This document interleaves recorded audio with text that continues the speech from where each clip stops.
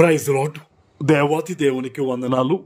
ప్రభు నామమున మీ అందరికీ నా ప్రత్యేకమైన వందనాలు, శుభాలు తెలియజేస్తున్నాను. ఈ దినము ఉపవాస ప్రార్థనా దినం, 3వ దినము. మీ ప్రార్థన అవసరాలు నాకు తెలియచేయండి, నేను మీకోసం ప్రార్థిస్తాను. ఈ దినము కొరకు ఏర్పాటు చేయబడిన దేవుని వాగ్దానము 1 పేతురు 5వ అధ్యాయము 7వ వచనము.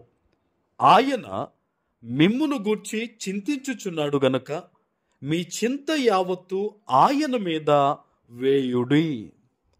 దేవుని నామానికి మహిమ కలుగునుగాక. ఈ ఉదయకాల సమయంలో సర్వ సృష్టికర్త అయిన నీ తండ్రి నిన్ను ఆశీర్వదించి గొప్ప వాగ్దానాన్ని నీకు అందిస్తూ ఉన్నారు. హల్లెలూయా. ఆయన అంటున్నారు, ఈ దినము మీ యొక్క ఇబ్బందుల గురించి, మీ పరిస్థితి గురించి నేను ఆలోచిస్తూ ఉన్నాను గనక మీ చింత అంతా, మీ బాధంతా కూడా నా మీద వెయ్యండి.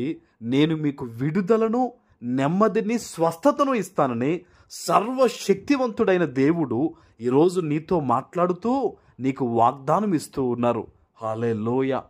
చాలామంది మేము సజీవుడైన యేసయ్యను ఆరాధిస్తున్నాం, ఆయనను నమ్ముచున్నాం, వాక్యము చదువుతున్నాం అని కూడా ప్రతి దినము కూడా వారు దుఃఖపడుతూ ఉంటారు. నాకు ఇంకా ఈ అప్పు బాధ తొలగలేదు, నాకింత ఈ సమస్య ఎలా ఉండిపోయింది, ఈ కష్టం ఎలా ఉండిపోయిందని వారి జీవితంలో వారు నలగొట్టబడుతూ ఉంటారు. దేవుడు ఏం చెప్తున్నాడో తెలుసా? నిన్ను బాధపడొద్దని కాదు, ఆ బాధంతా కూడా ఆయన మీద వేయమంటున్నాడు. ప్రయాసపడి భారము మోయిచున్న సమస్త జనులారా నా యొద్దకు రండి, నేను మీకు విశ్రాంతినిస్తానన్నాడు ప్రభు. ఈరోజు నువ్వు ఎక్కడి నుంచి ఈ వాగ్దానం వింటున్నా సరే ప్రార్థన చేయి. నీకున్న ప్రతి విధమైన ఇబ్బంది కానీ, అవసరము కానీ, సమస్యను కానీ ఎత్తిపెట్టి నువ్వు ప్రార్థన చేసి లేఖనాన్ని గుర్తుపెట్టుకో. ఆయన అన్నారు కదా, ఎవరు ప్రార్థన చేస్తున్నారో మీరు అడుగుతున్న వాటన్నిటినీ కూడా పొందియున్నామని నమ్మి ప్రార్థన చేయండి అన్నాడు దేవుడు. నువ్వు మోకరించి దేవుని సన్నిధిలో ప్రార్థించేటప్పుడు ఖచ్చితంగా దేవుడు నా ప్రార్థన వింటాడు, ఖచ్చితంగా దేవుడు నన్ను ఆశీర్వదిస్తాడని నువ్వు నమ్మితే గనక, నీ చింతను, నీ భారాన్ని ఆ ప్రార్థనలో ఆయన పాదాల దగ్గర విడిచిపెడితే గనక నీ ఆశ భంగము కాకుండా, నీ హృదయం ఇంకా నొచ్చుకోకుండా నా ప్రభువు, నీ తండ్రి నిన్ను గొప్పగా ఆశీర్వదిస్తారు. హల్లెలూయా. అందుకనే లేఖనము ద్వారా ఈరోజు దేవుడు నీతో మాట్లాడుతూ ఉన్నాడు. వాక్యమై ఉన్న దేవుడు ఈరోజు నిన్ను బలపరుస్తూ ఉన్నారు. ఆయన అంటున్నాడు, నేను మిమ్మల్ని గురించి చింతిస్తున్నాను. అంటే నేను బాధపడుతున్నాను అంటే దాని అర్థం ఏంటో తెలుసా? ఆయన నిన్ను పట్టించుకుంటున్నాడట, ఆయన నీ కోసం బాధ్యత తీసుకుంటున్నాడట. అందుకనే నీ బాధ ఏదైనానూ కూడా, ఎంత సమస్య అయినను కూడా అది దేవుని మీద మోపడం నేర్చుకోవాలి. చాలామంది చూడండి, చిన్ని ఇబ్బందులు, చిన్ని సమస్యలు అయితే దేవుడు తీరుస్తాడు, దేవుడు చేయగలడు అని అంటారంట.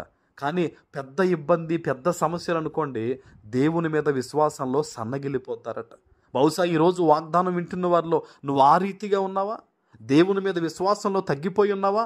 ఈ ఉపవాస ప్రార్థనా దినాన్న దైవ సేవకునిగా చెప్తున్నాను, ఈ వాగ్దానం విన్న తర్వాత ఈ వాగ్దానం ఎత్తిపెట్టి ప్రార్థన చేసి దేవుని మీద నమ్మకాన్ని ఉంచు. పరిపూర్ణమైన విశ్వాసాన్ని నువ్వు కనపరచగలిగితే దేవుడు వాగ్దానం ఇస్తూ ఉన్నాడు. నీ జీవితంలో ఉన్న ప్రతి చింత, ప్రతి ఇబ్బంది యేసు నామంలో ఆయన తీసివేయబోతూ ఉన్నాడు. ఆమేన్. ప్రార్థన చేసుకుందాం. పరిశుద్ధుడా, ప్రేమ కలిగిన తండ్రి, మీకు వందనాలు. ఈ ఉదయకాల సమయంలో మీరు ఇచ్చిన ఈ వాగ్దానము ప్రతి బిడ్డ జీవితంలో నెరవేర్చి స్థిరపరచమని యేసు నామమున ప్రార్థిస్తున్నాను తండ్రి. ఆమేన్.